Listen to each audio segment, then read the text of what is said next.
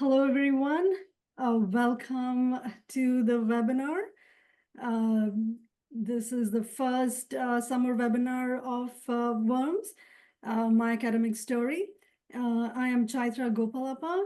Along with me is Professor D. Yuen and our student liaisons, Aisha Farouk and Lamis Amer. Before we get into the panelists for today, I just want to give a quick overview of what Worms is. This was a meeting that was open to all. So just a quick intro and some of our upcoming events. So Worms is one of the 7 forums of Institute for Operations Research and Management Sciences. We were established in 95. And our purpose is to encourage the interest in the field of ORMS and to really provide a platform for discussion and interactions on topics of interest to women in this profession, and to also advise the Informs boards on aspects of interest to this community. Our current board members, as you can see, are on the right. So the 4 of us are just the representatives for today's webinar. If anyone's interested in knowing more about our forum or joining, please feel free to reach out to me or Dee. Our emails are on there. Our upcoming events. So this is our first summer webinar. Our second is Navigating the Academic Journey, which is aimed at recent and soon-to-be graduates. Panelists will discuss what to expect the first few years of graduation and how students can better prepare themselves to be successful in their new positions. We have a tentative date of August 19th, so watch out for the announcements. We will announce it on the same platforms as we did for this one. But if you do not see it before August 19th, feel free to reach out to Dee or to me. In the fall, at the Informs annual meeting, we have 2 panels. So this is going to be in Seattle, Washington, in October. The first panel is Convergence of Multisectoral Operations Research. The panelists are researchers working in equity from different sectoral lenses, health, transportation, housing, food insecurity, criminal system. Panelists will include conversations on synergistic work at the convergence of these sectors and discuss opportunities for research. Our second panel is substance use disorders and other stigmatized medical needs. Panelists are researchers working on medical issues that are stigmatized, and they will discuss barriers to care for vulnerable populations and opportunities for ORMS research. And the date and time will be announced along with the program schedule as usual for the annual meeting. And again, if you're not able to find any of these sessions, feel free to reach out to me or Dee.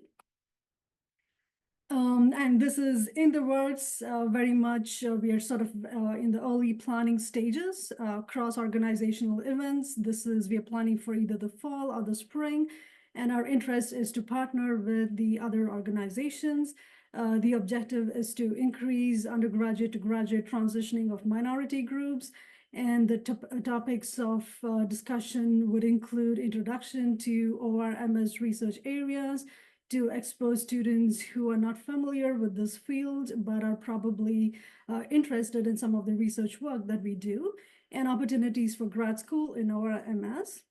And we are hoping to partner with SHEP, Society for Hispanic Engineers, National Society for Black Engineers, and Society for Women Engineers. We have reached out to SHEP and they've expressed interest. We are yet to reach out to the other organizations. If anyone here is interested and know of other organizations that may be interested or you would like to be a part of this, please feel free to reach out to us. And with that said, we're going to start off with our panel for today. We have 2 excellent panelists, Dr. Renata Conrad and Dr. Julie Swan. Each of them will discuss their work for the next 40 minutes. Just some logistics as we, during any time during these talks, please feel free to pose questions through Q&A. And we will open up the questions to the panelists after both talks. Aisha and Lamas would be moderating these questions. Okay. So with that said, I will quickly introduce the speakers, and then I will hand it over to the speakers. Okay, so it's my pleasure to welcome Dr. Renata Conrad and Dr. Julie Swan for this. Thank you very much for being a part of this. Dr. Renata Conrad is a professor of the business school at Worcester Polytechnic Institute. Her research is in the field of optimization and simulation applied to areas of human trafficking and healthcare. She was a Fulbright scholar at the Ukrainian Catholic University, working on the topic disrupting human trafficking in Ukraine using operations research methods. Dr. Conrad has served on several governmental committees dealing with human trafficking, including the United Nations University Center for Policy Research and Advisory Committees of the U.S. Department of Transportation and the Department of Homeland Security. She was also a member of the WPI Healthcare Delivery Institute. Dr. Julie Swan is the department head and a Doug Allison Distinguished Professor of the Edward P. Fitts Department of Industrial and Systems Engineering at North Carolina State University. She conducts research, outreach, and education to improve how health and humanitarian systems operate worldwide.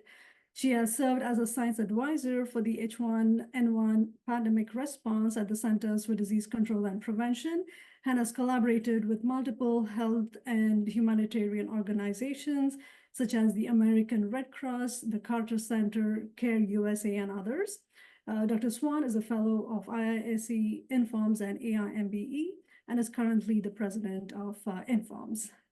Thank you both. It's my pleasure. And with that, I will hand it over to Dr. Conrad. Thank you. Let me just share my screen. Okay, there we go. So I have about 20 minutes. I'm going to talk about how I see myself as an academic. I'm happy to answer any questions, personal or not in nature. So just a little bit about me. So, 3 pillars of academia: scholarship, service, and teaching. I will touch on scholarship primarily today and personal, so my life. Scholarship wise, so yes, I work in the field of applied operations research and industrial engineering, primarily in the area of human trafficking, but I'll tell you how I got there and a little bit what else I'm working on.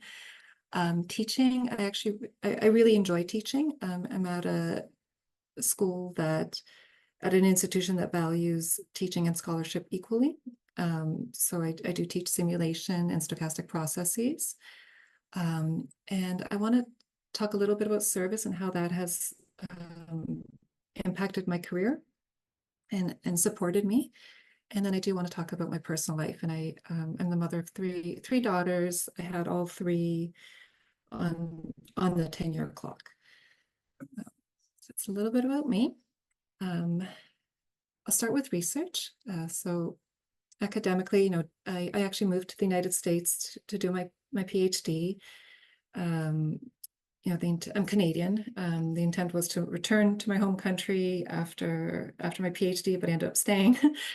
I got a job at WPI when I finished my PhD. I can talk about why I chose WPI. I'll talk about it a little bit later on, but after I arrived on campus, my PhD was my research was kind of along the track of what my PhD was. So I collaborated a little bit with my PhD advisors in the area of healthcare, some collaborations with new colleagues at my institution, transitioned after 1 or 2 years to becoming more involved with local organizations in Massachusetts. I got really involved with advising what we call MQPs, so undergraduate level projects, expanded my collaborations, I would say kind of 3 or 4 years after arriving on campus.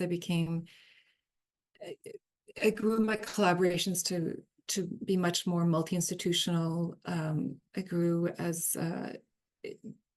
I would put together my own proposals, being the PI on those, still largely focusing on healthcare. I, from a variety of reasons, I wanted to, I sort of transitioned from healthcare into the area of human trafficking, improving access to care for a vulnerable population, looking at service allocation for this population. I became the PI, the principal investigator for several National Science Foundation awards. I began working a lot more with NGOs, non-governmental organizations.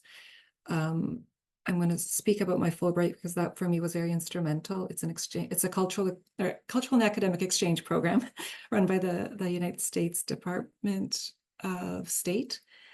And then now I'm in this point in my career where I am working more and more with international institutions across the United States, much larger awards, still primarily focused on human trafficking, but I've also worked with like runaway and homeless youth. I work with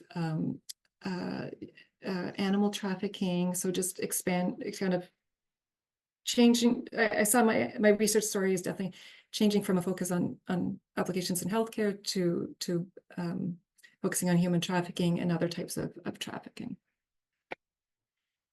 So just a little bit again about how I work and who I work with. And I thought this to me has also been an evolution. I work with a variety of different types of organizations, ranging from NGOs, like small NGOs, like I have a picture here. This is an NGO I work with in Nepal. Work with multiple different types of institutions. I work with the United Nations University System, worked with them. I've worked with government. So right now I have a grant with the City of New York, City of New York. So I work with governments. I work with larger NGOs such as Focus Conservation. What I really want to highlight, and we'll talk about this in a little bit, is an amazing set of colleagues, not only at my institution, but at other institutions. And I'm going to come back to that point because I think it's a really important point.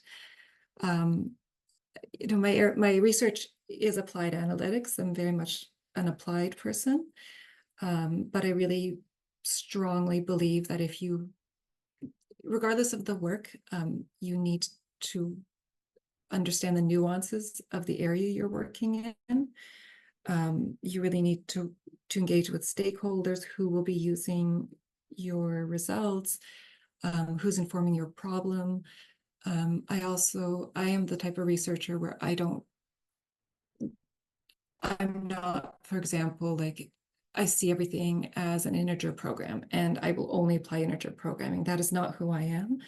I very much believe in listening to a population or an organization, understanding what their problem is, and I look at it through a lens as, oh, this may be a Markov application, this may be a simulation application, and sometimes I recognize I may not have the full expertise in that area, and I engage with someone else, but that is the type of researcher I am. Is I'm applied, and I look for a solution to the right solution to a problem.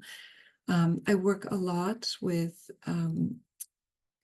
survivors, victims of human trafficking, patients. When I worked more in healthcare, I really believe in engaging their perspective.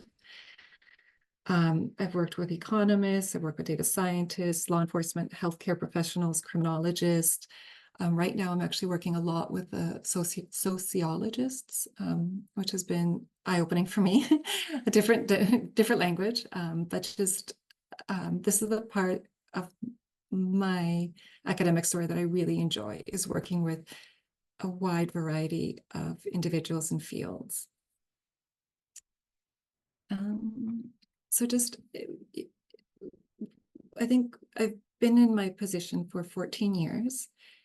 And, when I was asked to do this talk, I really wanted to sit down and think, like, what helped me? And I have this me bolded and capitalized because I really want to stress that this is my perspective and may not work for your situation or for who you are. And I know when I was a junior faculty member, I would attend WORMS sessions and I would sit there and I would try and take, or I would take notes and maybe try and do something. And where I am in my career now is I've realized that I have to find what works for me. And it's really helpful for me to listen to others and learn from them, but just recognizing that maybe what works for someone else doesn't work for me. And I started my first point on this slide is finding the right institution for me. And this has been really important for me, is, as I mentioned, WPI is a balance of teaching and research.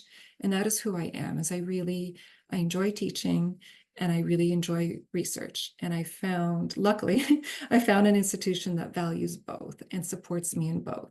And this has really allowed me to become the person who I want to be and who I am. I was asked to maybe, talk about motivation and goal setting. And as I was preparing, my thoughts for today, is I don't always have a plan, and I'm just being very honest. And, and I have attended, professional development workshops, and my institution is great about having workshops for setting a 5-year plan. And I'm going to admit, I don't always have a plan. I don't always have a vision of exactly what I want to do. And again, this is me. I think I'm the type of person, I'm just being very honest, and sometimes I get just very stressed out if I'm not meeting a certain goal. So I've just, over the years, especially the last few years, I've just always found that, I don't have this overarching enormous plan of like a 30-year plan. I have little mini goals, like I have, publish in this journal, apply for tenure, apply for promotion. I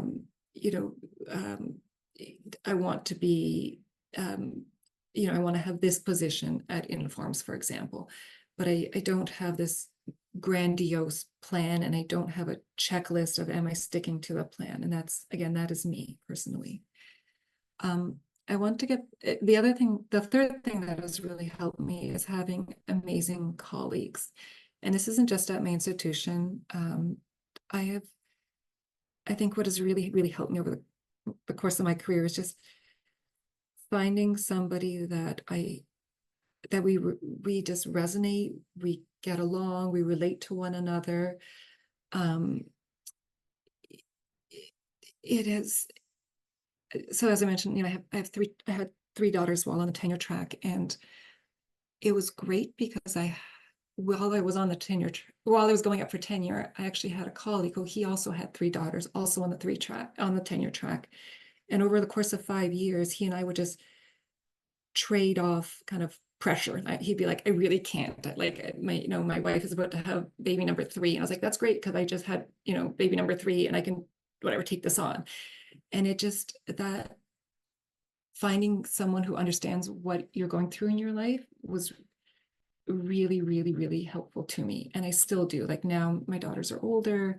I find that I'm working with colleagues who are going through something similar in their personal lives that I am. And that has just been so beneficial to me. And it's not, I don't think I set out to do this. It wasn't like a strategy or anything. This is just something that has really helped me. You know, and a question might be is how do I find these colleagues? And actually I found many of them through the coffee hours at Informs, just chatting with somebody or going to like the Worms lunch or oh gosh, those I forgot what they're called. Those like business meetings or something. And just randomly chatting with somebody and just finding somebody that I really connect with. You know, I've met people at panels, just variety of places. My fourth point, something that has really helped me, and I'd say there's been two kind of really pivotal moments, I would say. You know, and it can be grouped under a larger umbrella, but one was going to smaller conferences. And there was one conference in particular that I actually signed up for completely by accident. It happened to be a human trafficking conference. It was a very small conference at the University of New Haven. And it was great as maybe there were 40 people there. I was the only person in operations research, industrial engineering, anything to do with analytics. And it was so instrumental in my career.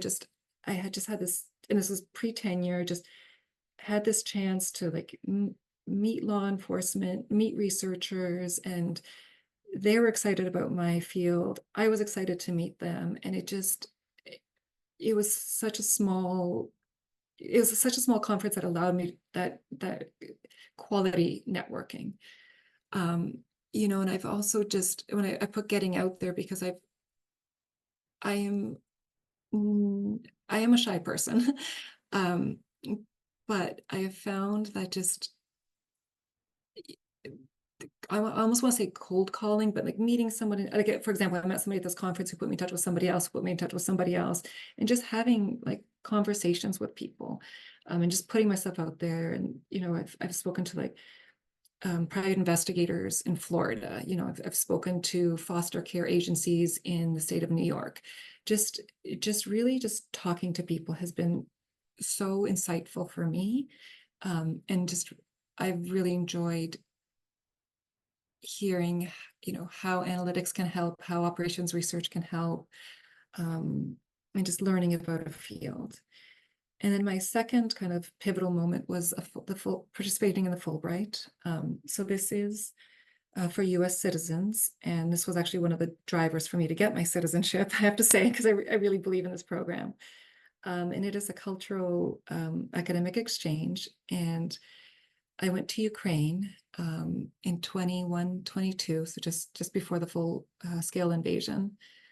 And it was pivotal for me because I was further in my career, but it was pivotal to me because I was alone. And meaning that there is the sport of the Fulbright and there's the sport of the institution that you're at. But I was in a different country, different language, like I really had to explain my research to somebody else. I taught there as well. So it taught me a lot about empathy and teaching. And I think it really impacted my teaching for the better. It really impacted my understanding of how to express myself better. And it was just such a pivotal moment in my career. So again, what really helped me was these smaller conferences and putting myself out there, and then this Fulbright. And then finally, what I think helped me as well was recognizing when support was needed. And I have a couple of points about this as well, but just, recognizing if I need support, for example, in writing. I am a native English speaker, but just, I needed support in writing. I've worked with writing centers, writing editors. I've reached out, I've taken a variety of professional development classes. So time management for me was an issue.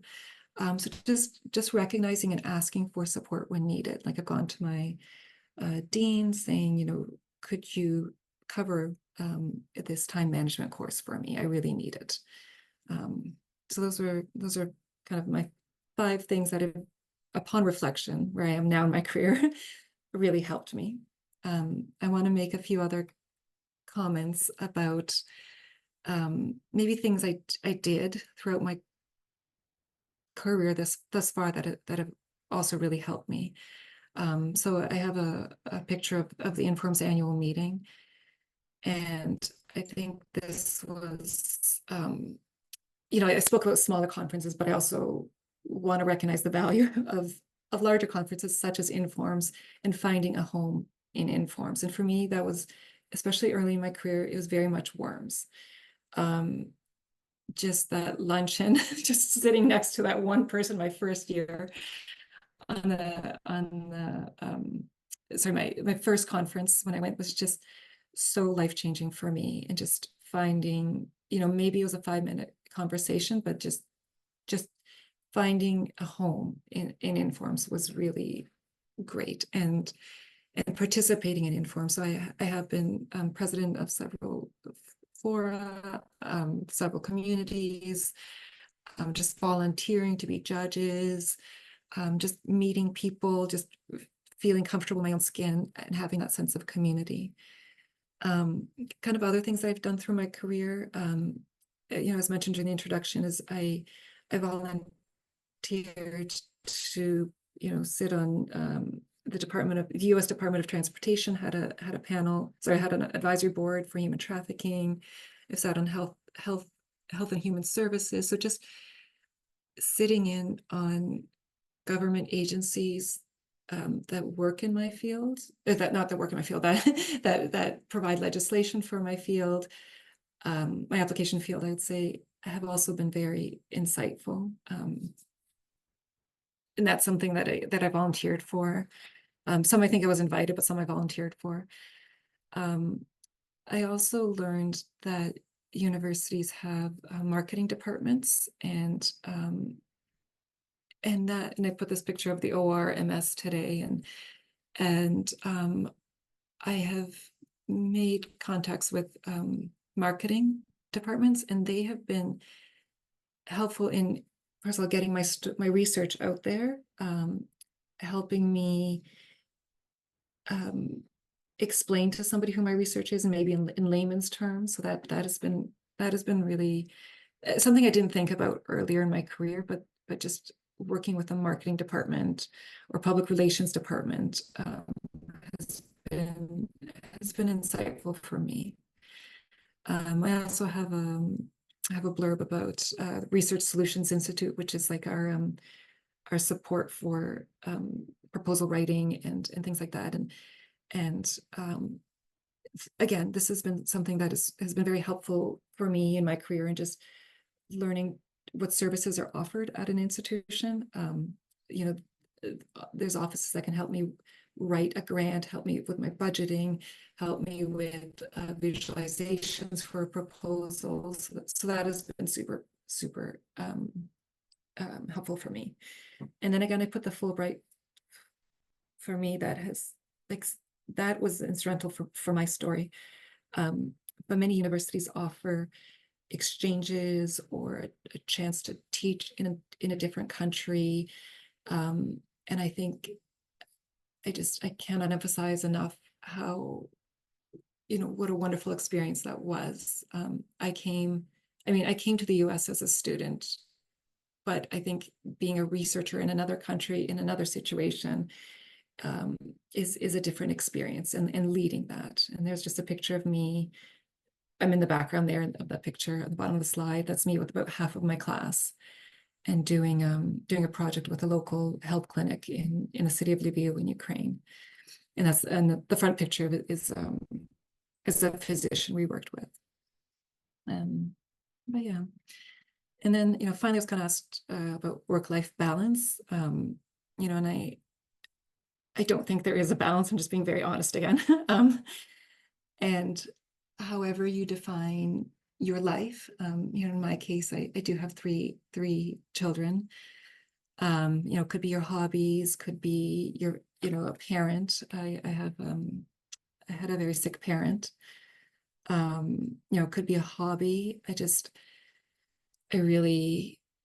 I don't think there's a balance. I think there's a shift in priorities. You know, sometimes work takes over, sometimes life takes over. You know, there were times when and still to this day, where I do feel overwhelmed, I do feel stressed. I have not found a solution for it. You know, I can tell you that I'm trying to be easy on myself and do this, and I'm just being honest and saying I'm not great at it. But you know, I'm happy to talk about different things I've tried if that's of interest in the Q&A. I've tried all sorts of things. You know, some things work, some things don't. But I have to say, I am happy. You know, I think bottom of the end of the day, I'm happy with my work, and I'm happy with my personal life. And then just to finish off, just a few things I've learned. My first bullet is you don't have to share everything. And I think this was a mistake that I made early in my career, is I was, you know, I think people, especially my institution, just started labeling me as the woman with 3 kids. And I think I overshared a little bit, especially early in my career. And I don't, you know, looking back, maybe I shouldn't have shared everything. You know, I didn't say I shared everything, but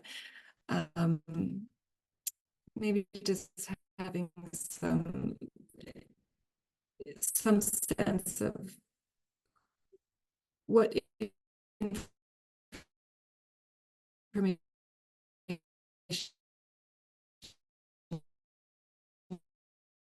needed whom. So that's something. My second thing that I would say, you know, when the pillars, you know, I've spoken about, just briefly spoken about service, but this is something I have found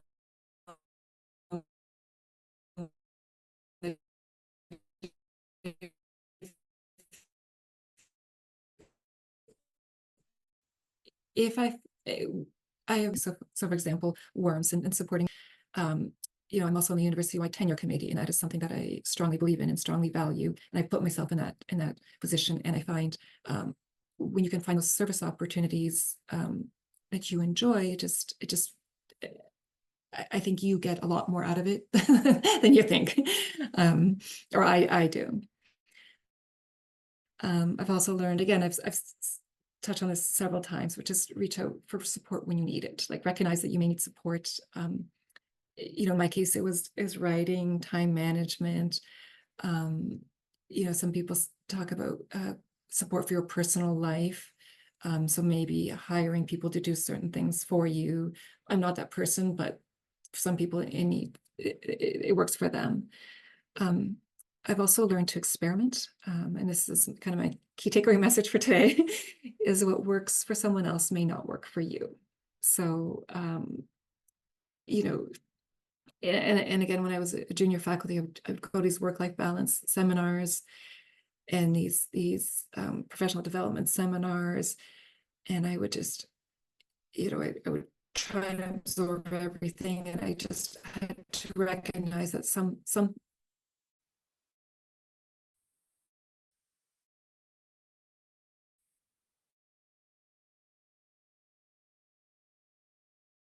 for whatever reason, what works for one person may not work for me, or doesn't mean that priorities change. So, you know, priority could be finishing a paper, priority could be finishing care of a parent.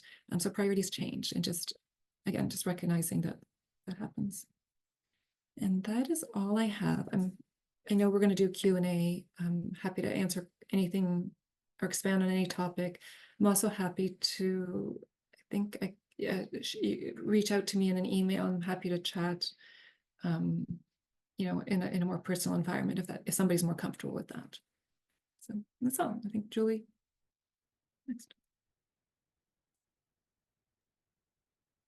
Great. Thank you, Dr. Conrad. Everyone, please feel free to post questions anytime during the presentation. Dr. Swan, whenever you're ready.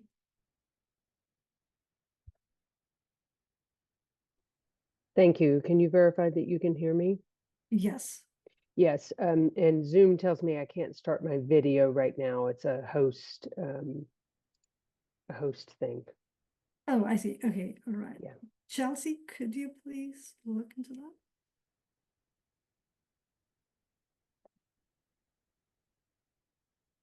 Yeah, it should be working.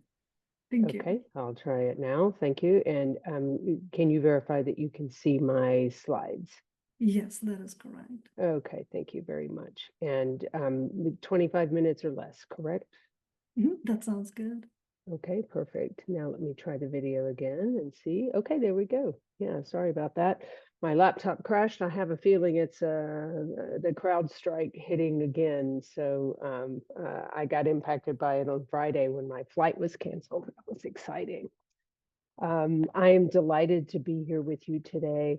My thoughts are organized a little bit differently. They're more organized in a story, and I don't have as many specific takeaways for the group summarized, but we'll go through some of it. And my assumption is that we likely in our audience have both students and faculty members, and so there's a little bit for each in the talk.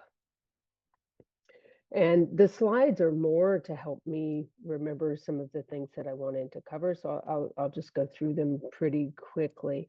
I am from the south part of the US. I'm from Georgia originally, and I grew up and I was really specific that I was not going into engineering and I was not going into education. And I have changed both of those. So the first message is to be open to other things, even if you think you have decided something. I ended up going to Georgia Tech for my undergraduate years, and I had 5 different majors. It took me a while to find my path. And I think part of that is that I didn't know about industrial engineering and operations research. And so I think that's a constant battle that we need to continue addressing. I was pre-med, but I chose engineering as a backup in case I decided not to go to medical school. I had several internships, and I interviewed for some jobs, but I really had trouble finding a connection with a lot of them. And I had this experience. I was walking back with a colleague in a class, in a computer science class, and I asked him what he was going to do. And he told me he was going to get a PhD and become a professor. And it was life-changing. I remember still exactly where we were when he told me that. It had never occurred to me to consider that as a career path. And maybe it's because I didn't have very many female professors in engineering, or maybe it's, I grew up with different kinds of things in my parents' colleagues and friends, but I had just never considered it. So I think that we do need to continue exposing everyone, but also women, to the ideas of what career paths may be possible. So I went that pathway, and he did as well for a while, but now has changed to startups. And I had explored as an undergraduate being a teacher's assistant and doing undergraduate research. And I wasn't really sure what I wanted to work on, but I felt like I could give back and impact people's lives while still doing things that I had some skills and strengths in academic environments. So I got into graduate school. I chose to go to Northwestern, and I worked with someone who was doing supply chain management type of work. He moved universities during that time period, so I followed him and went to a new city for a year. I also had several internships, General Motors, IBM, others. And those were also very helpful to see what was going on with industry. At the end of my time, I joined Georgia Tech as an assistant professor. So that's where I had done my undergrad. I did have other options that was considering, but I got an offer from Georgia Tech and I felt good about that environment, so I joined there. And I stayed at Georgia Tech for 15 years and went through the usual kinds of pathways: assistant professor, associate professor, full professor. I will tell you a little bit more about the research in a moment and the work we've done in health and humanitarian systems and how that connected with the pathway. I also used a lot of this, a lot of my time, of course, going to conferences. I appreciate what Dr. Conrad said about finding a home in Worms. For me, that home was also junior faculty, both junior faculty at my own institution. Georgia Tech is a big department, but also junior faculty across all of Informs. And so that home is really important to find something that calls to you, whether it's research related or employment, place of employment related, et cetera.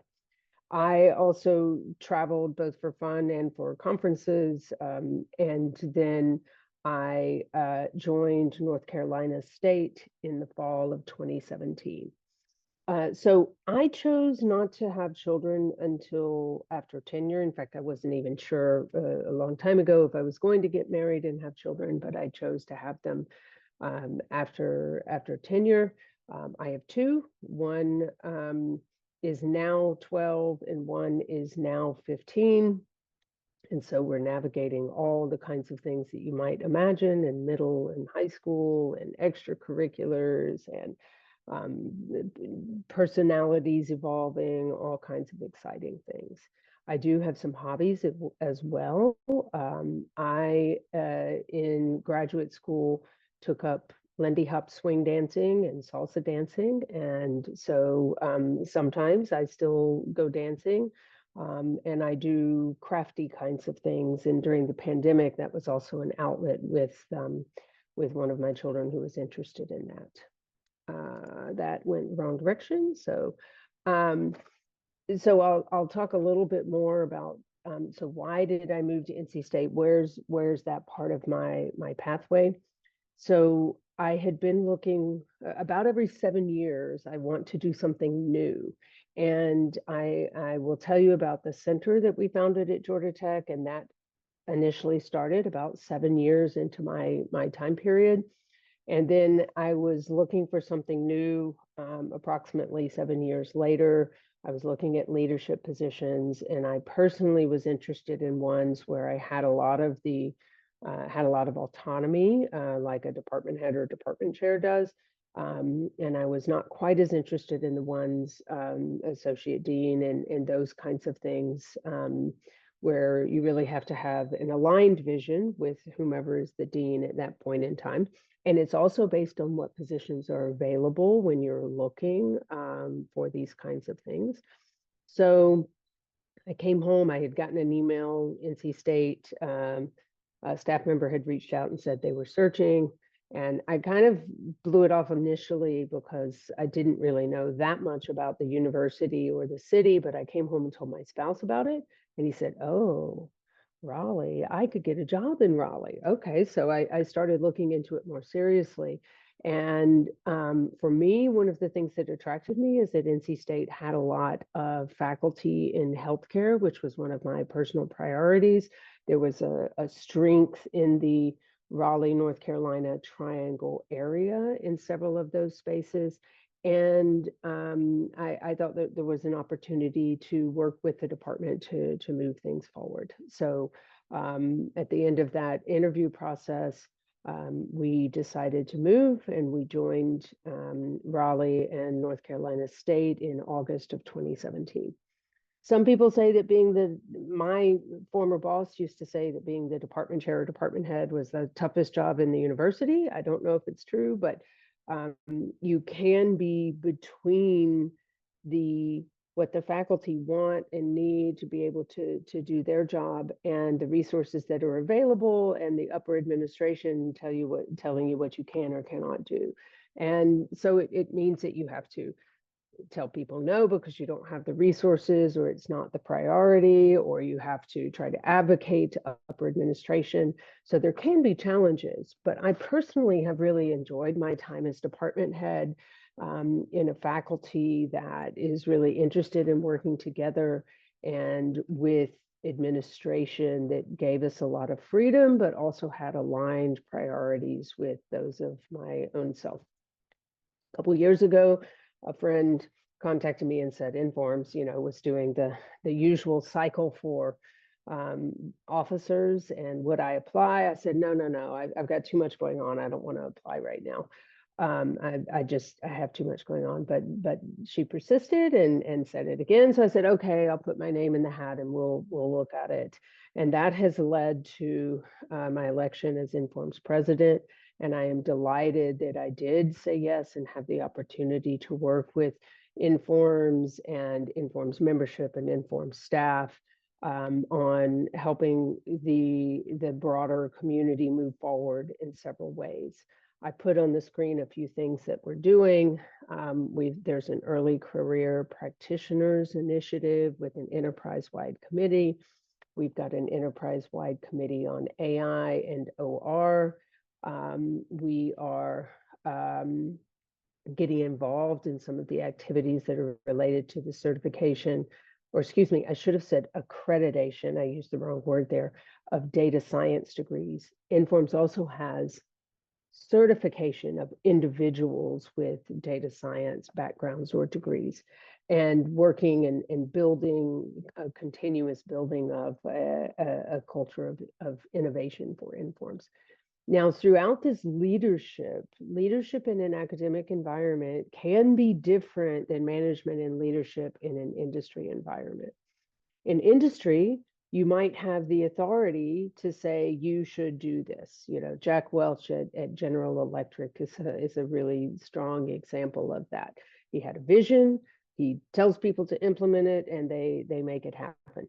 That doesn't work as well in academic environments because everyone is both contributing to the university, but also to their own interests, and everybody has a lot of independence. That's one of the reasons those of us who are in academia like academia, because it's certainly not getting paid as well as industry.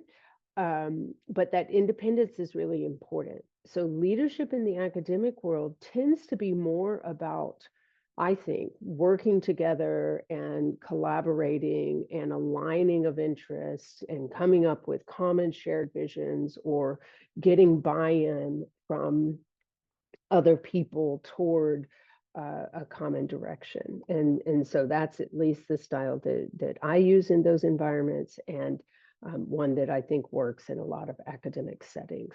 And we can talk a little bit more about this. And there are some intersections with things like gender, race, ethnicity, background, all native English speakers or not, that can come in both the promotional process in academia, but also really especially the leadership process.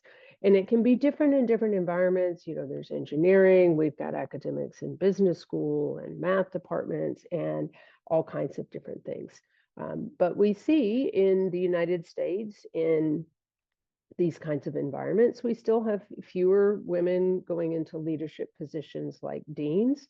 We've had a really momentous set of political decisions in the last week. So when the Democrats now have a candidate, a female woman of color candidate who's running for president. The candidacy is not confirmed until the convention.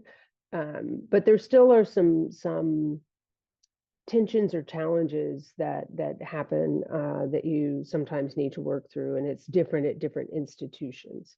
So that's a little bit about the types of positions that I've had. Let me comment a little bit about research and some of the other themes that Worms mentioned might be of interest to the group. So I try to do things, and this is from a talk I heard many, many years ago by one of my graduate school professors, where she talked about teaching things that were either interesting or that had impact. She said elegant or useful was the set of words that she used. And I try to do that also in research. Sometimes we pursue something just because we're interested and we don't know where it's going to go. It's part of that science, that solving of problems. But sometimes we're pursuing something because we think that it can change the world a little bit. And Dr. Conrad talked about some areas in that space. So in my work, I use mathematical modeling and analysis, and I have focused on supply chains as well as health and humanitarian systems. And, my story to the health and humanitarian systems was also an evolution, as I think Dr. Conrad indicated from hers. I had started out in supply chain management, doing things like inventory and pricing, but I felt like I could do more. And I had a professor in college who had said, you should think about doing things related to policy. Now, how does an engineer do things related to policy? But there are ways. In talking with other colleagues, there were some others who were also very interested in having an impact on the world. And in 2007, we decided to do something about it. And it was partly as a result with some things that were going on internationally. There had been a hurricane in New Orleans that had Hurricane Katrina that had huge impacts on that city where I had some of my spouse's family. And there had also been the tsunami in Southeast Asia that had impacted so many people in a very sudden way. So in 2007, we decided to initiate a Center for Humanitarian Systems at Georgia Tech. It is now called the Center for Health and Humanitarian Systems, and it is now officially an interdisciplinary research center at Georgia Tech. And this was co-founded with two other faculty at Georgia Tech, Özlem Ergün, Pınar Kızkınıcak. You may see that it happens to be three women. We joke that we are the Charlie's Angels because we had three different hair colors, blonde, brunette, and redhead. And, we had not worked in the humanitarian area. So one of the things we did was go out and meet with a lot of organizations, nonprofits, governmental organizations. And my colleague Pınar had the brilliant idea of starting a graduate class where we brought in projects from these organizations, like many of us do with our undergraduates in the senior design process.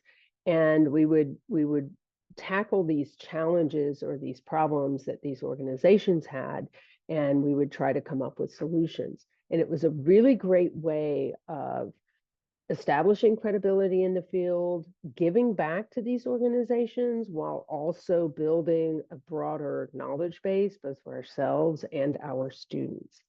And so one of the projects that we started during that time period, we had reached out to the American Red Cross and to the Centers for Disease Control and Prevention in Atlanta.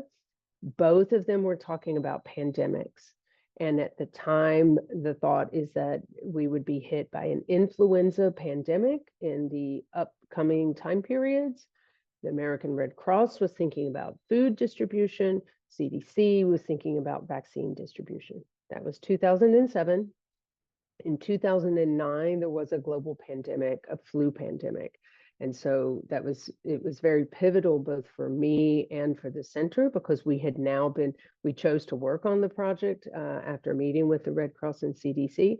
So we had been building a computer simulation of pandemics across a geographical network with various other things overlaying that system.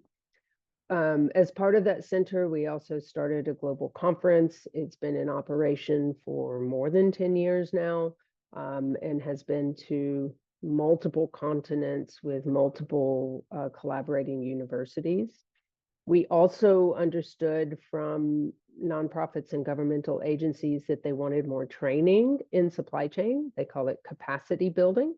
So we initiated a professional certificate that students could take, and it's not a formal master's degree, but it is something that is official and they can put it on their resume. That still continues, although now it is in an online format, enabling people to join from Africa, Asia, South America without the travel costs. Through the conference, through the course, we have interacted and been in contact with people from certainly more than 100 countries around the world in many different organizations. We continue doing this class format where we collected projects and put together teams of students to work on those. And so there are many different branches that our work took as a result. So in my current research, it's both in health and humanitarian systems, but perhaps more focused on healthcare in the last 5 or 10 years, and including a number of different methodologies related to advanced analytics. This does often mean working with people from different fields, collaborators who are physicians or epidemiologists or policymakers. And people don't believe me, but I'm a bit of an introvert. I would say 60-40, 70-30 introvert, extrovert. But what I think is true is that you can learn ways of interacting either with strangers or with groups, and can help move forward collaborations. So if I'm going to a new organization, I might be asking them, you know, what are your biggest challenges? What's keeping you up at night? What do you not have time to think about or solve right now, but needs to be addressed in the upcoming years? Because the time frame, some solutions are needed immediately and some solutions could take a little more time. And for research, we need to identify those problems often where we're really forward looking and thinking about that future. My strategy and that of my group, we're using lots of different kinds of analytics, as perhaps many of you are: optimization, simulation, statistics, machine learning, etc., often on large and complex data sets, but where it helps to build an understanding of the domain, you know, learning about the health system or population health and what other factors there are. I've also focused both during my time at Georgia Tech and during my time at NC State on communicating to the public. It initially started with things like, there's a hurricane coming, what do we need to be doing as households or as governmental agencies? How do we prepare? You know, what happens to the money when we've prepared and the hurricane doesn't come?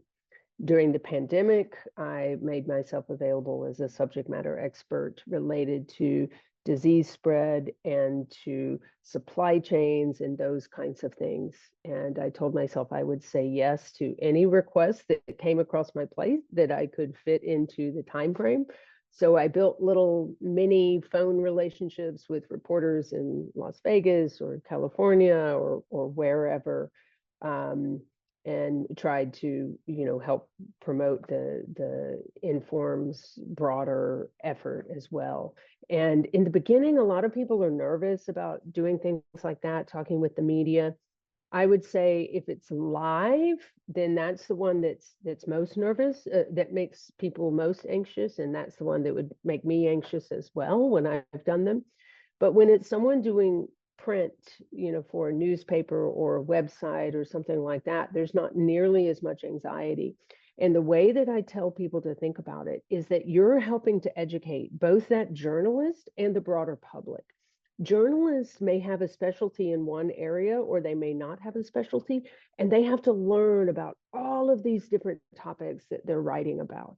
And so you're helping them through that. And sometimes you're answering their questions, but you can also use that to help direct the conversation to topics they haven't thought about yet. What is the value of information in some system? What does that supply chain look like behind the vaccines, whatever that topic is? And then when you are on, and that's really for the print and website types of things, but if you're on TV or radio, I'm really thinking about the audience as the public, as people like my parents and the friends of my children and their parents and the grandparents and the, you know, all of the people out there who really just want information. And I've done many, many interviews with reporters, and I can only think of 2 in all that time period, maybe 3, who were a little bit trying to get me to say something provocative. But you can always choose not to answer a question. And a lot of times, some people think, well, I don't have the expertise, but actually you do. If you're working in an area, whether it's supply chain management or human trafficking or healthcare or artificial intelligence, you've built up a lot of expertise that the public doesn't have and that those journalists might not have. So I definitely encourage you to consider that, along with things like being on committees for governmental agencies, as Dr. Conrad mentioned, or on advisory boards for nonprofits or for industry. So those are a couple of things about that. I have some examples of different research topics, but as I mentioned, the pandemic has been one from the last few years, both through my collaborations at Georgia Tech and through more recent collaborations at NC State. And as Dr. Conrad mentioned, often over time, as your career evolves, you're expanding the types of people that you're working with. So in one project, we have a neurologist, and we of course have worked with medical doctors and specialists from many different areas. I also have done teaching. My favorite course to teach is the Capstone Senior Design course, or the equivalent graduate course when we do those. What I love is that students come in and they have all of this book learning, but they're still trying to figure out how to navigate the real world. And in the real world, someone doesn't just provide you the data set, right? You have to work with them to get the data and get it in the right format and get the right information that you need for whatever specific research question. And sometimes those organizations will say, oh, we have a bottleneck and that bottleneck is X. Or they'll say, we want to increase throughput and we want you to optimize our schedule. But when you really dig into the system, it's not really about necessarily the thing that they think about. There's some other underlying thing that's contributing. And so the solution might look different than what they initially think. And working with the students through those real world problems and working with them to help, really try to understand and diagnose and treat the problem in that system, I find really exciting. And I also teach at the professional education level. Now at NC State, I've been working with a health systems class. And that one has been very interesting because I've been working in healthcare for so long. And, with kids, I have gone to the emergency room. And, when I gave birth to my children, I was in the hospital. So I've had, and, I have parents who have gone through things. And so I've had experiences in the healthcare system. But I find when working with undergraduates and sometimes master's students, they may have had very limited experiences in healthcare. So sometimes the class is not only about the techniques from IE and OR and Informs, but also about the domain in which you work and how to work with these constituents of different types.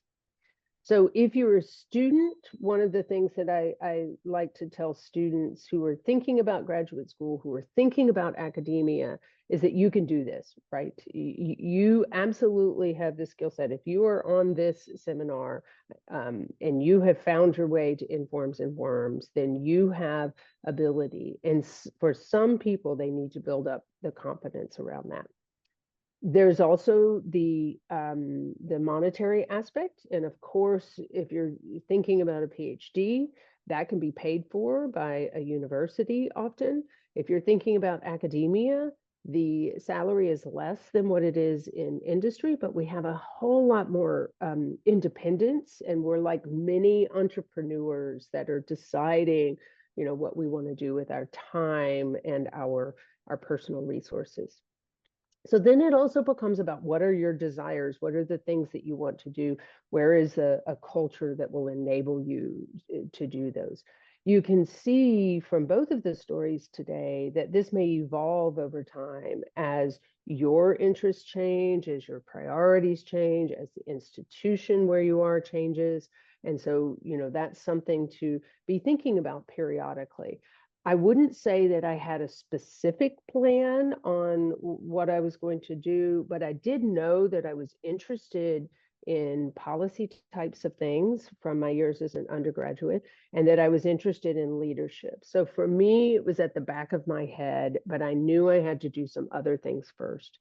And I've chosen to work in the leadership academic space and leadership within Informs, but I'm still involved in research and I'm still involved in teaching. One of the differences in academia as you move into leadership is that it partly becomes about looking at those around you and saying, what can I do or we do to help make all of these other people and institutions successful? So as a department head, what can I do to help a junior faculty be successful? What can I do to help our students be successful? What can I do to make sure that our department and university are getting visibility? So it's a little bit different framework than what you sometimes need to have in those years and as an assistant professor, as an associate professor, and even as a full professor, as you're thinking about tenure, promotion, and then the next level. I too enjoy Just one, collaboration. Yes. Sorry to interrupt. I completely lost track of time. I Okay. was wondering if you could wrap it up. Yep. Well, that's perfect because I think that was my last slide. You know, I really appreciate what Dr. Conrad said about work-life balance. It is very difficult. And I would say it also ebbs and flows over time, that sometimes you're spending more time on one and sometimes more time on the other. So it's also about managing expectations of those around you. So with that, I will stop my screen sharing and I look forward to further discussion. Thank you so much. And I'm really sorry that I was completely involved and lost track of time. Probably we could take 2 questions. Yeah, we have some questions. I can combine the first two. They're very related and directed towards Dr. Conrad. I was curious if Renata could speak more about some topics that come to mind that she thinks we should think twice before sharing. And the other one is, could you please shed light on where oversharing hurt you? Sorry to interrupt. It looks like we probably need to get offline because there's another webinar that's going to start soon on Informs and they need to leave. I'm so sorry about that. We will take these questions and share it with the speakers. And, and I'm hoping, we will have another session and we can continue some of these discussions then as well. Thank you so much. I really want to thank the speakers today, and it was very insightful. And thank you all for attending.